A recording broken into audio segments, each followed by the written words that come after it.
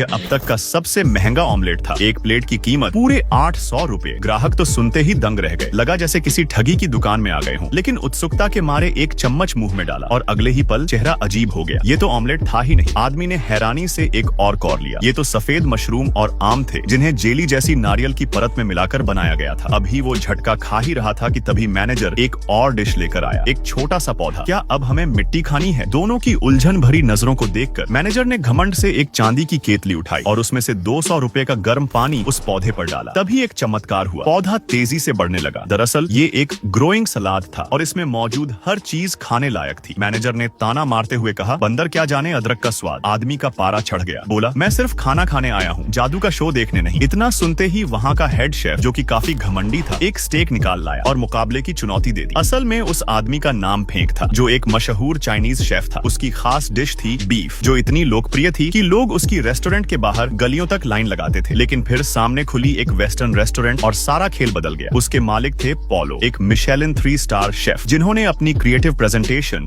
और विदेशी स्वादों से सभी ग्राहकों को अपनी तरफ खींच लिया। यहाँ तक कि उन्होंने कहा, चाइनीज खाना तो पुराना और बेस्वाद होता है। यही बात सुनकर फेंक को गुस्सा आ गया और वो खुद सामने आया। उसने पहले बड़े प्याज के टुकड़े काटे और उन्हें धीमी आंच पर तलना शुरू किया। साथ ही उसने बीफ को काटा और सही समय पर प्याज के साथ भूनना शुरू किया। फिर उसमें डाले अपने सीक्रेट मसाले। जब बीफ बिल्कुल नरम हो गया तो उसकी स्पेशल डिश क्रैकलिंग बीफ तैयार हो गई। पोलो ने जवाबी हमला किया। उसने बीफ को ब्लो टॉर्च से 7 हिस्सों तक पकाया, फिर उसे 3 हिस्सों में काटकर प्लेट में सजाया और ऊपर से फलों की लकड़ी जलाकर धुआं देकर उसे स्मोकी फ्लेवर दिया। फेंक ने उसकी खुशबू सूंघी और चुपचाप वहां से हट गया। लेकिन जब पोलो ने उसकी डिश का स्वाद चखा तो वो भी दंग रह गया। अब इस मुकाबले का अंत तय नहीं था, इसलिए पोलो ने एक और चुनौती दी, इस बार पूरी ताकत से।